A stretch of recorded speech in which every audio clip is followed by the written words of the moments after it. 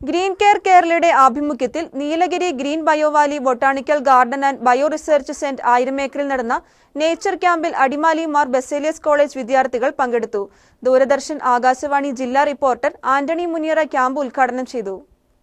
Green Care കേരളയുടെ ആഭിമുഖ്യത്തിൽ Nilgiri Green Biovalley Botanical Garden and Bio Research Centre 1000 ഏക്കറിൽ നടന്ന നേച്ചർ ക്യാമ്പിൽ അടിമാലി മാർ ബസേലിയസ് കോളേജിലെ വിദ്യാർത്ഥികൾ പങ്കെടുത്തു.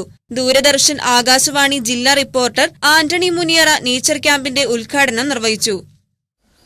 പരിസ്ഥിതി ദിനത്തോടനുബന്ധിച്ച് പരിസ്ഥിതി ദിനം കഴിഞ്ഞെങ്കിൽ പോലും ഇവിടെ ഈ ബുൾബേന്ദ്രൻ്റെ പരിസ്ഥിതി പ്രവർത്തകനും അതോടൊപ്പം തന്നെ വനമിത്ര അവാർഡ് ജേതാവുമായ ബുൾബേന്ദ്രൻ്റെ കൃഷിയിടത്തിൽ ഈ കൃഷിയിടത്തെ വനത്തിൻ്റേതായിട്ടുള്ള എല്ലാ ആവാസ വ്യവസ്ഥകളോടും ചേർന്നൊരു കൃഷിയിടം, ഒരു ജൈവ കൃഷിയിടം. ഈ ജൈവ കൃഷിയിടത്തിലേക്കാണ് മാർ ബസേലിയസ് കോളേജിലെ കൂട്ടുകാരെത്തിയത്. തീർച്ചയായിട്ടും വളരെ പ്രസക്തമാണ്. കാരണം പല കാഴ്ചകളും തന്നെ നമ്മുടെ മനസ്സിൽ അടയാളപ്പെടുത്തുന്ന കാഴ്ചകളിലൂടെയാണ് ഈ പരിസ്ഥിതി ക്ലബിലെ കൂട്ടുകാർ പോകുന്നത്.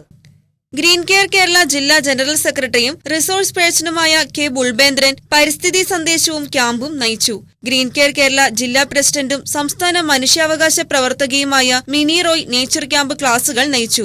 വെള്ളത്തൂവൽ ഗ്രാമപഞ്ചായത്ത് മെമ്പർ റോയ് പാലക്കൽ അധ്യക്ഷത വഹിച്ച ക്യാമ്പിൽ അലൻ നിതിൻ സ്റ്റീഫൻ സ്വാഗതം ആശംസിച്ചു. Adimali Mar Baselios College assistant professor ദിദി ദമദ മുഖ്യ അതിഥിയായ ക്യാമ്പിൽ Mar Baselios College assistant professor Princy PM പരിസ്ഥിതി കവിത ആലപിച്ചു. നേച്ചർ ക്ലബ്ബ് അധ്യാപികയും കോർഡിനേറ്ററുമായ ആതിര മുരളി, നേച്ചർ ക്ലബ്ബ് മെമ്പറും അധ്യാപികയുമായ അലീന ബിനോയ്, രഞ്ജിമ PR തുടങ്ങിയവർ പങ്കെടുത്തു.